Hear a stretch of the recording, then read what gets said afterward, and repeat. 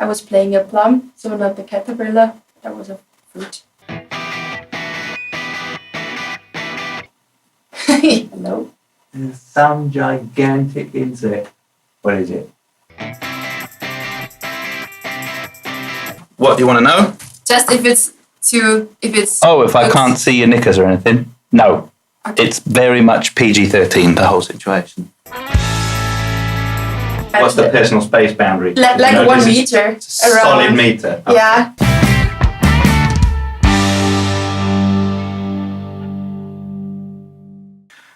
Hey everyone, and welcome to another episode of Charlytalk. This is a show where I, the singer and principal songwriter of the indie rock band Charlywood, talk to musicians about music. This is a show where we promote a lot of local artists, and in order to be useful to the local scene, we need subscribers. So if you could take a second to like and subscribe, if you're a fan of live music and you want to support what we're doing, that really helps the channel a lot. So please go ahead and do that. Big news, important news. We have had a recent restructuring of the band. Fabian and Marcus have left us. We wish them both all the best. They're carrying on with Jupiter Effect and other various projects. And we've got two new band members, Leo Iribauer, there he is, look at him, gorgeous fella, and another good-looking bassist, Simon Müller. You can see the new lineup on the 7th of December in B72 with the fabulous Tor William. Look at the state of him, what a guy. It's going to be a really great night. So make sure you get down there. I'll put a link to the Facebook event in the description. Right, enough plugging, on with the interview. Today I am joined by, I think we can go straight, singer-songwriter Vicky Halo. Zooming out. Vicky, welcome. Thanks for coming in. Thank you so much for having me. Yeah, pleasure. So, Vicky, as ever, I'm going to ask you to do a brief summation of your biography. Let us know where you're from and what you're about. Okay. So I originally come from Austria, from the countryside. I grew up in a 4,000 people strong village, so like really countryside. Mm-hmm. And I came to Vienna because of my studies, and since then I am still here and enjoy the city. Musically, I started like very classical with music school and playing flute and clarinet and some instruments, and I was always very enthusiastic about singing. So from a very young age, and it never changed. Okay. And an earliest memory of music, do you have like a real standout moment where? Yes, also a memory from hearing music and being like calmed down by music was when my mom took me and my sister to the doctor and she sang to us Heintje songs. I think maybe the Austrian listeners will know Heintje. Do you know him? Mm-hmm. He was, I think, in the 60s, a children movie star, and was always with his angelic voice singing, and it's more like Schlager stuff. But that is one early memory. And from performing, I can remember that we were presenting the Die kleine Raupe Nimmersatt at Kindergarten. I think in classic. Do you know it? Oh, sure. Yeah, I think written by an English person. Is it The Very Hungry Caterpillar? I looked that up. Yeah. And I remember that we were standing in a circle, and I was singing like I had no other choice. I was really, really happy with singing. I was playing a plum, so not the caterpillar. That was a fruit. You're dressed. Yeah, it's. Is it a throwback? Is it a reference? Maybe, yeah. I think because I was, it's the subconsciousness, you know. You were thinking about that as you were getting ready. That was my best performance memory ever. No. Well, it was like the strong one. Strong, and also without maybe one of the easiest, because it was just about joy and about singing and about loving the loudness of the voice. Yeah. I think that's Yeah, having fun when you realise that you can make that noise, like when you were little as well, that's a real... Yeah, and I really turned up the volume, so it was like... Gave it the beans. Yeah. Nice. Yeah, so while we're in the biography section, do you remember any specific events around your childhood or possibly early teenage years that really made you think, music's a thing that I could do like more seriously? Because you were in music school, you said, but lots of people do that. Is there? I think it was always there when I was a child, and I had to play on my own. I was always performing in front of the mirror with a brush or with a flashlight or something microphone shaped, and either doing lip syncs or really singing. And I was always visualizing the big stage and the musical performances, and like really being a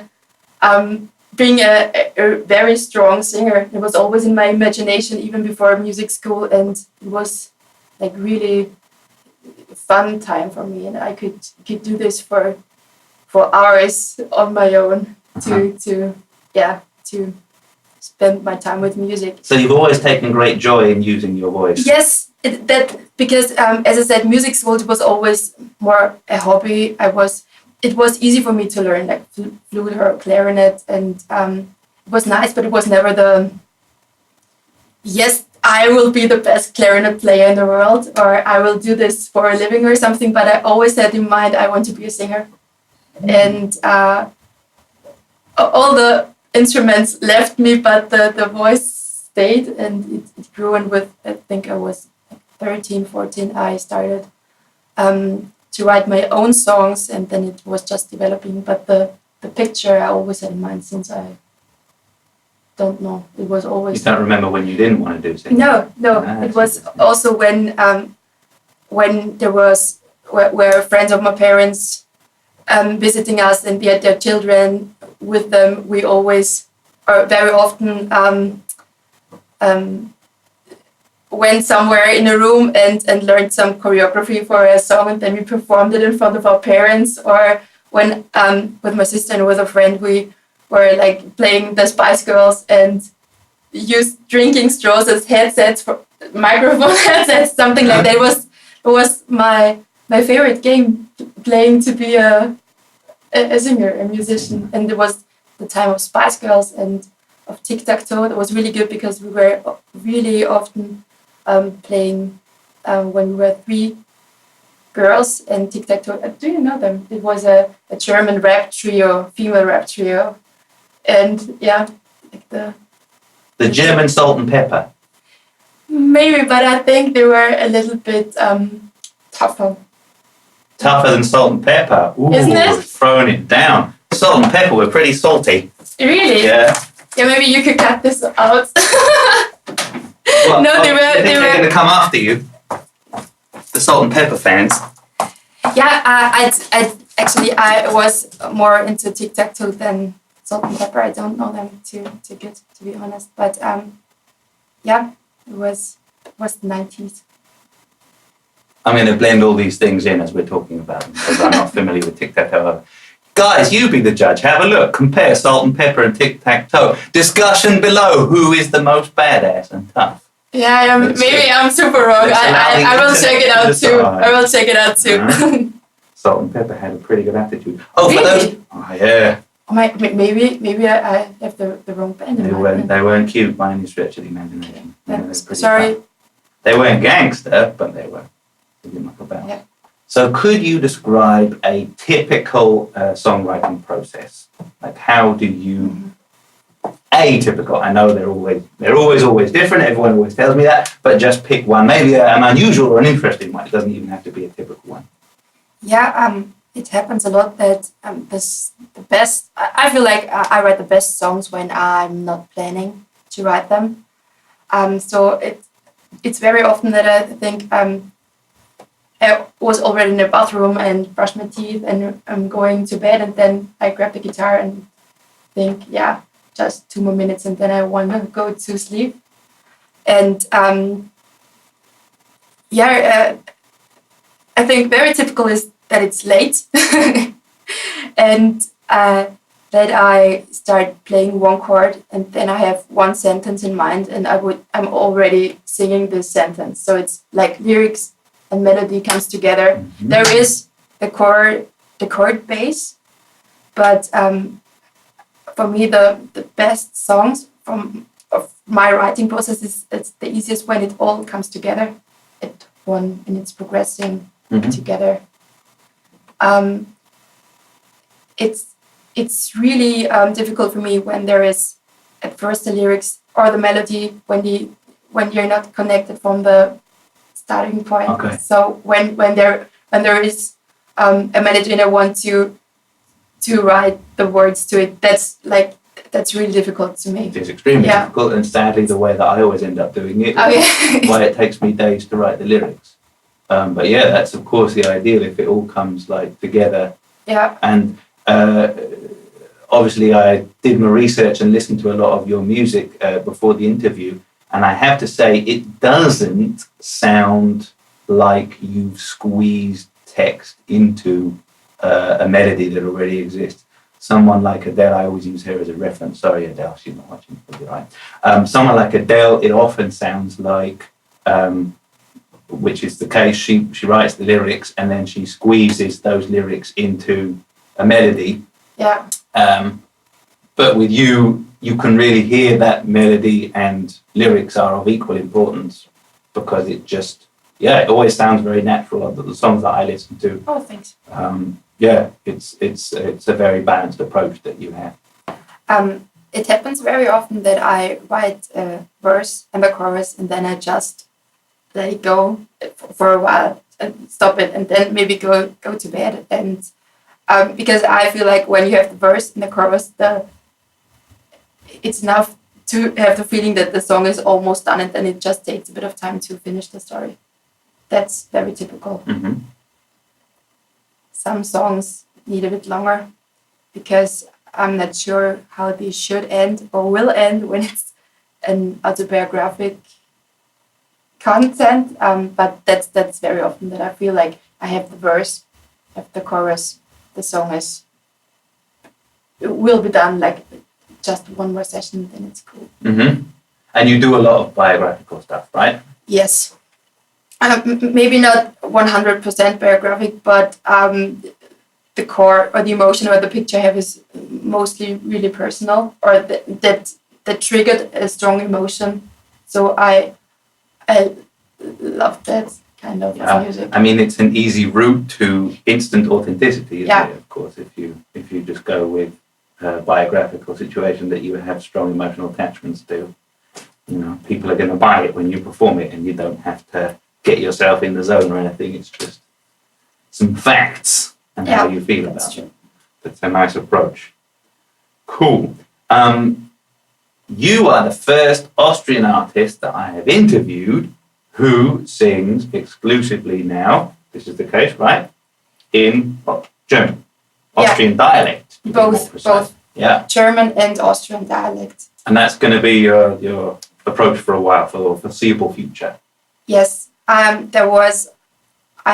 started writing songs in English because I was always listening to artists from the US or the UK. So I had no German singing idol in music. And I released an EP 5 years ago, but it's there. And there are 6 songs on it, and 5 of them are in English and 1 is in German. And the response was always, your voice sounds so good in German. And that I felt almost offended by that word because I don't want to do that. I don't want to sing in German. It's just not cool. And it wasn't cool 5 years ago. I mean, no one was doing it. Maybe it started to become cool, but it was. I was, like I said, I was visualizing the stages and me performing, and I felt like when I start singing in German, it's limiting something because English is like really a global thing, and singing in German it would change a lot. Yeah, I was at one songwriting workshop, and that really changed a lot. And then I had fun with writing in German, because I felt like the barrier from, or the thinking around the corner, what I have to do when I write in English, also that I need to use a dictionary or something. It wasn't there, and so I could something change, and I could be more poetic and could use more pictures and more colors, and there were more words, and it was like a whole new universe, just the language thing. And that was pretty cool. And it started with the German thing and German writing thing, and I did that for years. And to continue with the dialect thing, I had so you were High German first? Yeah, so it was High German. German? Yeah, right. German. Like written German. Yeah. And the thing with dialect was that when I'm speaking, I speak in my dialect. When I have to speak in High German, it feels super strange. I feel more comfortable when I speak in English, actually, than speaking in High German. Right. And with singing, it was the other way around. It didn't feel comfortable with singing in dialect, but with High German, it was everything like really felt good. Mm-hmm. And it was always as before. There was also the situation that I had a good conversation with a friend, and after that I thought, yeah, maybe I should give it a go to check it out if I can do it, and I just want to be cool with my speaking language to singing that. And it don't have to be a cool song, it don't have to be a good song, I just want to be cool with singing in dialect. Mm-hmm. And that's where when I wrote Gemma Wetter. And since you've queued that up so beautifully, I mean, that was very professional of you, let's have a quick look at a live performance. Where was this? Yes, at the acoustic room. Just on a phone or something, right? It looks like, or... No, it's a camera, but it was super dark in there. Okay. So a live recording of your first own dialect. Yeah. Sorry, tell us again where you're exactly from. From Lower Austria. So the Lower Austrian dialect performance of Gemma Wetter. Let's have a look at that. Antisklose kommst nicht weitergehen. Weil irgendwie stehst du mir und irgendwie steh ich dir nur im Weg und nix geht weiter, mehr geht weiter. Ich weiß, du stehst auf mich und du weißt, ich steh auf dich, aber sag mal schneller, geh mal weiter, geh mal weiter. Ich konnte besonders ihnen zuhören, was du wirklich meinst, was gesagt hast. Und dabei lernst du so lässig meditieren. So yeah, I actually, when I was preparing, I had a look at exactly that song, and I had a look at a lot of other songs of yours, including some of the English language ones. I didn't find any High German ones, but I found some English language ones, and I found quite a few of your dialect songs. And I have to say, regardless of how you use the English language, so I'm not taking that into account at all. It's not the way that you speak English or the words that you use, but the songs where you sing in the dialect, for me, they're sold to me straight away. Like I buy it immediately, like I believe it, like when I'm watching you do it. It's for me, it's real, and I really didn't find that as easy with your English language songs. So, in my opinion, it was really a good move for you to do that. I think in my opinion, they're the better songs. I think it's somehow it's quite logical when, as I said, when I write in English, I have to think around the corner. I'm always a bit unsure if I can say it like that. I had a super funny situation with a very, very nice colleague. I wrote an English song just a few months ago, and I showed him the lyrics, and it was like a very innocent, nice song. And one of the verses, he just started laughing and he couldn't stop it because he said this one verse, it sounds like a really creepy sexual situation. And it was like, I was singing about books, so it was nothing like really... Wasn't your intention. No. It was like, okay, maybe that's also like a sign to... Back to the diet. Yeah. and maybe it's also about the time, as I said, the EPs was 5 years ago. Mm-hmm. So there was also like going on stage, performing. I think this is really what also shapes your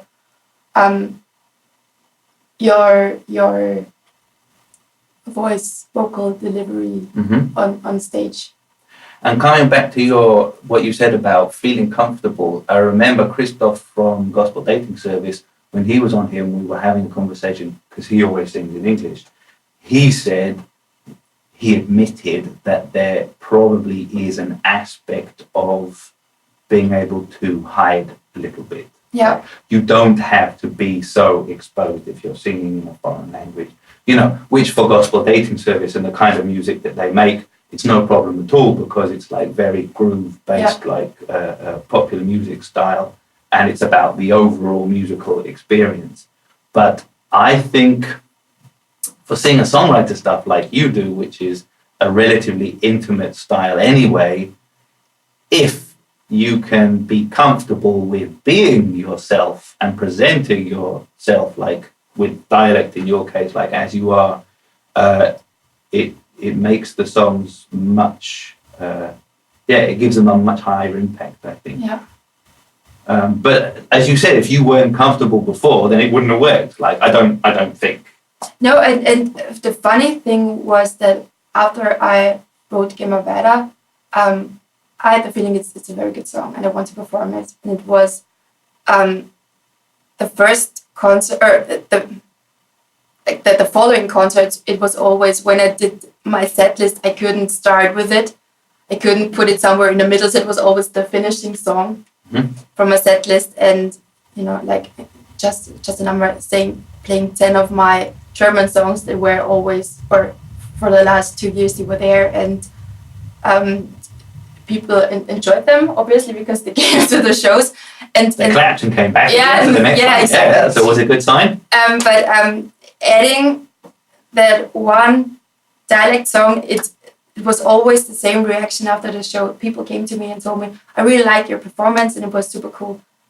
And this dialect song, it's so strong. Oh my God, you have to do it. And it was like, yes, thank you very much. I'm not so sure where it goes, but we will see. It was, as I told you about like the English and the German thing before, it wasn't a yes from my side that I really want to go in this direction, because singing in dialect means so much more than just singing in German. It's like really Austrian. It's more local or regional. It's a different statement that I wasn't so sure if I want to do that, because, as I said, my heroes were from the UK and from the US. I mean, this is a problem that English and American artists, it's a question they never have to ask themselves. Like, you might get a bit of shit as an English singer if you sing with like a heavy American accent. That probably wouldn't go down too well. But if you listen carefully to a lot of English bands, they're not singing with like heavy regional accents. There are certain sounds from the American language in a lot of English, but people just don't notice because, as you said, it's about what you've been listening to and what you're expecting to hear. And if you're playing certain genres of music in an English-speaking country, then you associate that with because accent is just another aspect of the music. It's just another tool. I always think of Mick Jagger, who sung with a very working-class accent, and then in his not his early interviews, but at some point he started talking with a working class accent. But if you look at the early interviews, he talks like me, like it's a sort of middle class English accent.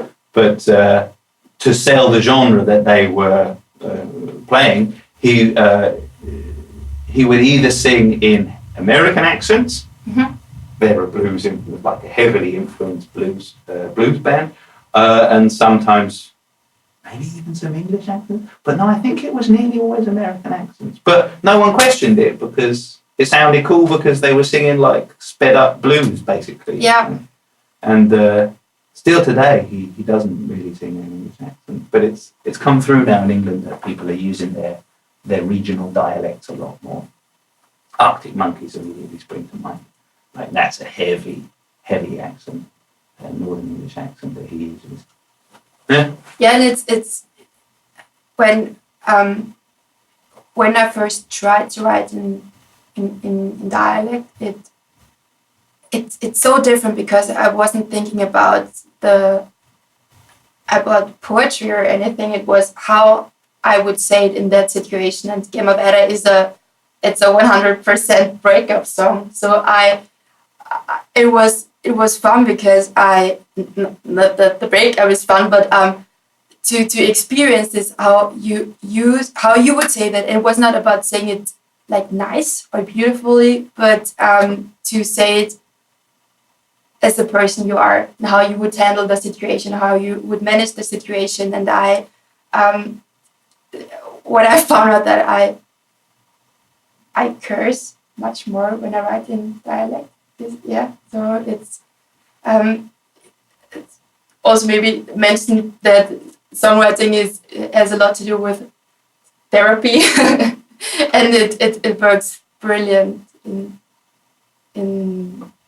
dialect. Yeah, no doubt. But are there any disadvantages that you came across? Yeah, because it's region based. The dialect thing, it's less people will understand what you're saying, and some will like it and think it's charming. But I think within Austria it won't be a problem. Like Lower Austrian dialect it's much heavier than we think it is because we think it's very relaxed. But it's actually it's really dialect. It has nothing to do with High German. And I think in some parts of Germany, they will understand it. Like Bavaria is quite close enough, isn't it? Yeah, close enough to. So I think maybe they would like it. But if you leave the German-speaking areas, then it's different to connect with the people, because I think when you're singing in English, people can also very easily sing along to when you have a smashing chorus, and they will just pick up some songs, some words, and they can, even if it's not correct English, but they have an idea of what it can be. And when it's German, they have no idea about the language or know what it means, and they can't figure out the words or something. To sing along is a big thing. Also, the understanding of the songs. There's a lot of creative room in the dialect section that still is yet to be explored. Yeah. Like there's some places to go with this whole dialect movement that we're seeing in Austrian popular music. I think there's going to be a lot of more like cool stuff coming out. I'm looking forward to it. I think it's a very nice development. I like the direction it's going in. And I think within the German-speaking room, it's cool. You have the opportunities to do it, but thinking about just busking through Europe or something, it's I think it's maybe it's also just a wrong belief, but it's. Who's that famous Italian singer? What's his name? Gets played on like commercial radio in Austria. Eros Ramazzotti. Yeah. Yeah, true. But He always sings in Italian. there's a strong Italian Schlager history. That's true. And it is like real straight up Schlager that he's doing as well. Yeah, that gives him pop and advantage. Schlager, so that the Italian music connection, I think it's Sure. It has a history. Yeah, and I think it's maybe it's all about the limits in that you are thinking, and to overthink the whole process. But I think that was really my fears when I started to write in German and then in dialect, that it's more limiting than opening from the people I can reach, and Right. from the way I can go. Because what's the cool thing about music, to travel and to spread your music and to share with people. And I was really afraid that I can't do that, or just in Austria with my music. Talking of which, you've just been all the way up north doing concerts, right? Yeah. Where were you again? I was in Finland. Ah, how did that go? It was cool. It was not just a music tour, but it was more holiday. But I also played in Helsinki twice. And since we're on the topic, how did It was good, and I went open stages. Uh-huh. And I mixed it because I had the feeling I should cover something. I could also play one of my English songs, and I played everything. I played a German song, I played a dialect song, and I played it at 2 open stages in Helsinki. And the reaction, because I was reading a lot about Finland and about Finns and about the cliches, and I read like 1,000 times Finns are super introvert and they need their own space, and it's like no small talk and nothing. Sure. And it's true. Like the privacy thing is like really cool, and to respect each other. But after what's the personal space boundary? Like 1 meter around. Solid meter. Okay. Yeah, and also I heard that the most horrible situation in the world would be if a tourist sits next to you in the bus and starts to talk to you. Like really private space, and everyone just is in his own zone. And I enjoy that too, because it's you really have the feeling when you're living in Vienna and you go to Helsinki, you have the feeling that you have so much space. And when I came back, it was like shocking that it was Friday night. I think I arrived at Wien Mitte at 9:00, and it was super warm Friday night, and everyone were out and going out, and it was like too many people. I got that it was like really shocking after 3 weeks in Finland. But people who are thinking of coming to Vienna on holiday, you shouldn't worry. No one's going to talk to you on public transport. Like, let's just be clear about that. Yeah, that rarely happens in Vienna. Come to Vienna. It's great. If you enjoy being left alone, it's fine to come to Vienna. That's not going to be a problem. I played 2 open stages, and both times when I went off from stage, it was always the same reaction. Like when at both open stages, I went off from stage, and there was one person coming to me, hugging me, kissing me on my cheek, and was just thanking me for the nice performance. And was like really touched and overwhelmed, because I thought like this, this introvert cliche and something is like, oh, that means a lot to me. So it was really good. Yeah, if you've heard all of that stuff, that is a big deal. Something's coming up. And it's really nice locations there.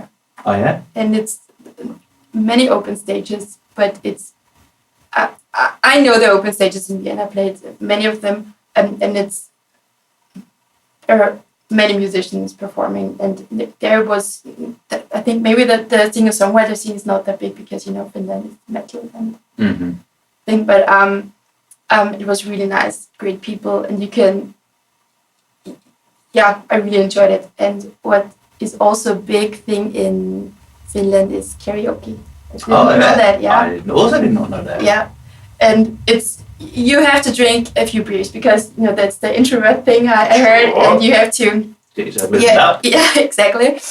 And I wasn't performing in the karaoke bar, but I just went in there and listened to a few songs, and I was expecting like really the Mariah Carey, Whitney Houston, evergreens, like what I would sing in a karaoke bar. The huge. Yeah, the Beatles or something, and it were just Finnish lager. And it was really cool, because there was nothing about like singing good. It was like really perfect karaoke in Finnish. Going for it. Yeah, and Finnish is such a crazy language. It's beautiful, but I have no idea about it. Crazy and complicated. And full immersion in Finnish culture. I think they have 14 or 17, I forgot, cases. That's too many cases. I'm going to go on record saying 17 cases is too many. Also 14. I don't care if you made a mistake. That's too many cases. Yeah, it's really, really, really, really excessive. Yeah, but cool. It sounds great. And after 3 weeks, I think I can say hello and thank you in Finnish, and that's it. Good. You avoid the whole case. Yeah. No, I tried to, but they are speaking really good English there. Ah, yes. Is it Finland where they have the TV in English and they just put subtitles and they Yes. don't bother redubbing Yes. it with Finnish actors? Yeah, Yes. that's a big advantage, of course. Yeah, let's talk latest musical efforts. Do you have anything in the pipeline that you would like to tell the world to watch out for? Is there anything coming our way? I'm still dreaming of a new record, so it's there. I just have to do it, but it's not a plan, but it's a dream. So it's I think maybe 2019 will be the year to do it, to release it, and I'm gigging as usual in Vienna. I will play, busking a bit at the Christmas market at the Opera House and like standard. So every date will be published on Facebook. Right. So. Whenever you're watching this, we'll have the Facebook link. So just check out Vicky's Facebook link, and the latest gigs will be on there. So it doesn't matter if it's 2019 already. She'll probably still be doing it. Just have a look on the Facebook. But hopefully with a new record. With her new record? Yeah, hopefully. You might be watching this like 2 days before the release concert of your debut album. So. I'm looking forward to that day. Cool. So you mentioned earlier that you were into, what were they called? Tic-tac-toe? Mm-hmm. But they are probably not your singing idols, because you said you had English language singing idols. Who's that then? I'm thinking chronologically. Yeah. So my music background, what really inspired me from home, there was always some music playing in the house. But what I really still have with me is the music from ABBA and musicals. Mm-hmm. And so I was always really into huge singers and belting and the high whatever technical thing that you can do with your voice. All the melismatic dubbing. Yeah, the crazy stuff. And acrobatics. Yeah, I always wanted to do this kind of music, or the gospel singers like this. The soul kind of singing style. And thinking about my vocal idols, the first I have to mention is Bruno Mars. He's just he's my hero. Also an idol potentially for the ladies because he sings so ridiculously high. That's the best. I don't have to use a camera. Yeah, it's perfect. It's perfect. That works. I really like, as I said, gospel singers like Emily Sandé is amazing. Mm-hmm. Of course, Aretha Franklin. Whitney Houston was the angel, I think, vocally. Michael Jackson, brilliant. Like the huge singers. Mm-hmm. And also it was when I was a child, it was also like Titanic, so I grew up with My Heart Will Go On and Celine Dion and Mariah Carey, and that's not the type of music that I'm doing now, but it was I think this kind of the singing style was what really impressed me so much that I wanted to become a good singer. Mm-hmm. And also, and it's, when I compare it, it's like really close to musical somehow, from the high ballads, romantic stuff. Sure. Yes, no particular emotional subtlety involved in that kind of stuff. It's really but I always had the imagination that the stories are real. So for me, they were always really emotional. Yeah, sure. There's a lot to be said for that. Yeah. Tactic. Yeah. Cool. Okay, so lots of divas. Lots of divas, yeah. But you are not singing in the diva style. No. And also when I think about my current singing idols, I love Sia. Ooh. Yeah, like this, having a great technique, but I'm not thinking too much about technique. I never really had vocal lessons. It's just if you can do like this whole vocal range, and with the cool songs and with this attitude and with your personality, that's like the cool. Yeah, Sia's super cool. Yeah. I'm 100% with you on that. Big Yeah. fan of his as well. Here's a question that I like asking people. Imagine a scenario whereby you can't sing anymore and you can't play the guitar, but you want to carry on doing music. which instrument would you choose and why? Maybe I can't do that when I lose my voice, but tuba would be cool. Yeah, your lungs are still in full working with it. Just the vocal. Yeah. So tuba. Tuba or some kind of from the brass section or a bassoon or a contrabassoon. Contrabassoon. Yeah. Can really get the walls shaking when we're Yeah. bad boys. But you got to carry it around. That's the bum with it. Yeah, but it would look so cool. Would be worth it. No, I think it would be tuba or horn. Horn is really nice. Hello. There's some gigantic insect. What is it? I think it's a queen wasp looking for something to sleep. That's nice. All right. Or organ. Organ is also really cool. Uh-huh. Yeah. Massive pipe organ. Yeah, and do it with your hands and your feet and That's it. Yeah, that's all. So you like the stuff where you can really feel it in your entire body. maybe, yeah. Thinking about That's it, yeah. what all your suggestions have got in common. I mean, It's a full body experience. to be honest, there are so many cool instruments. Like, it would be cool to play the drums and piano and whatever. But like, when I would have to choose, it would be tuba. All right.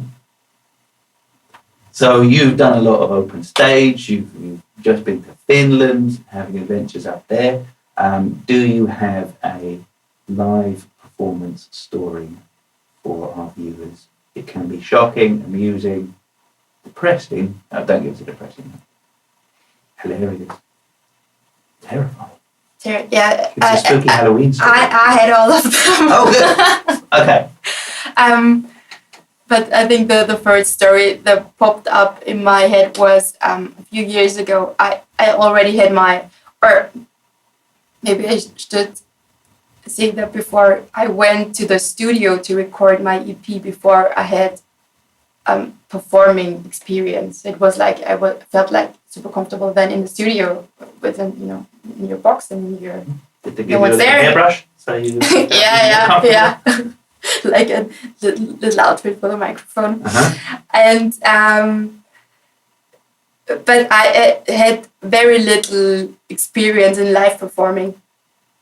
And we did at that time I was playing with a piano player with a friend of mine, and we went on holiday together. We went to Croatia and with the guitar with us, and we were jamming a bit on the beach. And I thought it will be super cool if we go busking in the evenings. And the two girls of us, we went to the city with a guitar. And what could possibly go wrong? Yeah, and it was the thing was we started playing and we were doing all the covers like Stand By Me and some Ed Sheeran songs and pop standards and fun stuff for us. But I really remember that when people stopped and started listening to us, I weren't even able to look at them because I didn't want to, intimidate them or stare at them. It was like, to respect them, I have to really to look on the floor or something. I didn't know how to communicate with the people or with the crowd at the busking scene because it was horrifying. That's and I 101. was almost dying, but we were, when you earn some euro and you can pay your drinks, it's super cool. And we did that a few evenings, and the one evening we were playing in the harbor, and it was like the after busking session. We were just doing some music, but it wasn't about the head or anything. And some people were waiting for their ferry because their hotel was on the island, and they had to go with a boat to their hotel. Mm-hmm. And there was this very young family, or with this little, I think it was a little boy. I think it was after 10, so it was very late for him to be still awake. And he was really fascinated by the guitar. So every time we played a song, he came with his nice walk and wanted to touch the guitar. And I was so touched by that situation because it was so super cute that it couldn't sing anymore. It was just really, I was totally knocked out at this situation because it was so cute. And I think when you're doing some busking, you learn so much in a very, very short amount of time. But I think the best situations are always when the kids react to your music.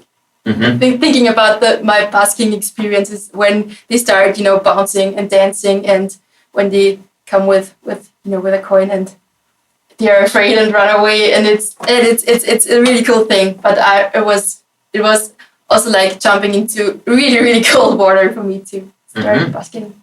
I always ask people when they're on here, any advice for musicians thinking of making a career of it?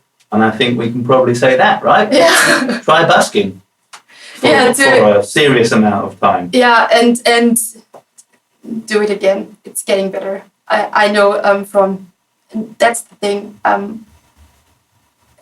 I feel like when there's also, as I said, there's a set list, and I performed it like the last 2 years. I was performing a lot on every occasion, like on open stages, on different gigs, and also festivals. And it's not getting boring, and you're not getting used to the music. It's getting better because the stress reduces and the joy pops up, and it's getting easier, so you can enjoy it more and more.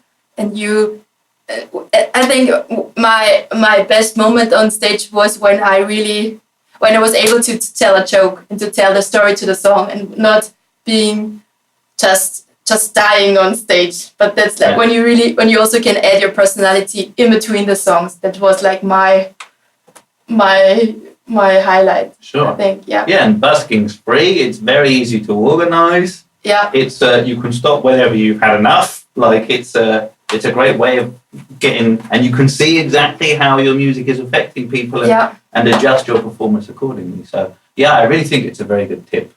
And of course, a lot of very famous artists started busking. Ed Sheeran immediately springs to mind, and Passenger. Incl, Vienna local. Incl, if you're watching, I'm going to invite you again soon. See if you've got time.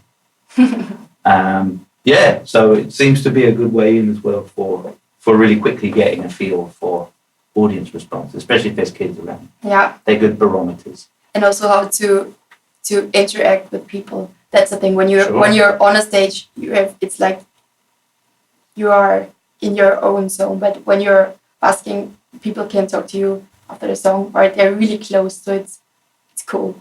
You can communicate your stuff, and you can talk, and you can tell about yourself. But it's also, you learn it, and as the more and more you do it, then you think, oh, it would be cool to sell the CD, or to have a flyer with my social media, or my name is just somewhere, so they could listen to my music afterwards. You really learning from doing and effective, successful music is about communicating something to your audience, some form of truth that they can hear in it. So the more effective a communicator you are, I think, the better your music can be a lot of the time. And busking's like a real raw way of like really getting involved with people, because you're not on a stage and you're in a public space, and a lot of people didn't ask you to be there. In fact, nobody asked you to be there, and they're not choosing to hear. So if you can draw people in under those circumstances, when they didn't even choose or want necessarily to listen to music in that moment, then that's a really good sign.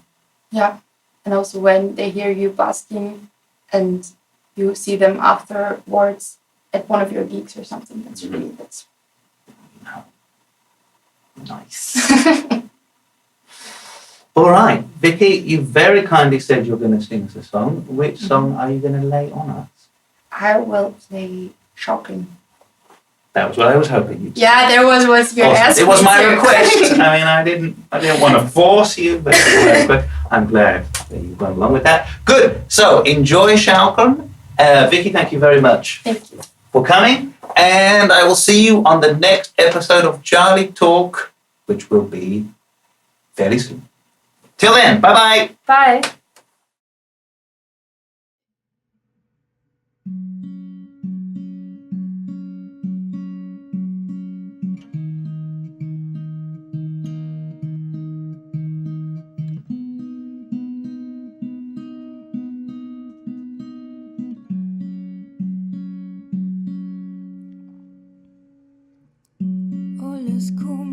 kommt. Und alles ist, wie es ist. Und jeder Traum vom Glück. Und draußen hinter dem Garten wächst der Stamm auf wie zu der Sonne. Und ich denk nur, mal wo nie das kommt. Ich weiß, ich häng in der Luft. Irgendwie holt mich nix. Das Wichtigste kommt kurz. Weil uns viel verspricht, aber will ich wieder schaukeln, bis ich oben bin. Ich will springen, so weit ich kann. Ich will tanzen, bis der Tag abbricht. Ich will der tiefen Tagen schauen. Und wo die Wege mich in Blende, der will dort sein, wo ich gelernt hab, was ich gehört und was nicht. Und hätte Nacht, wann ich im Bett leg, mich ich wissen, dass du mich kennst. Ein bisschen muss ich bleiben. Ich muss jetzt erst mal schauen, was ich mag, was ich kann. Und auf was ich bock. Und ein Stück über mir gehst der Frau ihre Blumen am Balkon. Und ich denk nur, wo was renn ich davon? Ich weiß, ich häng in der Luft. Irgendwie holt mich nix. Das Wichtigste kommt kurz, weil uns viel verspricht, aber will ich wieder schaukeln, bis ich oben bin. Ich will springen, so weit ich kann. Ich will tanzen, bis der Tag abbricht. Ich will der tiefen Tagen schauen. Und wenn ich weggehe, mich in Blende, der will dort sein, wo ich gelernt hab, was ich gehört und was nicht. Und heute Nacht, wenn ich im Bett leg, mich ich wissen, dass du mich kennst. Und ich renn und werd schneller und schneller, renn mit der Donau zum Meer. Und der Tag wird schon heller und heller, und ich kann immer. Ich weiß, ich häng in der Luft. Irgendwie holt mich nix. Das Wichtigste kommt kurz, weil uns viel verspricht, aber will ich doch wieder schaukeln, bis ich oben bin. Ich will springen, so weit ich kann. Ich will tanzen, bis der Tag abbricht. Ich will der tiefen Tagen schauen. Und wenn ich weggehe, mich in Blende, der will dort sein, wo ich gelernt hab, was ich kenn und was nicht. Und heute Nacht, wenn ich im Bett leg, mich ich wissen, dass du mich kennst.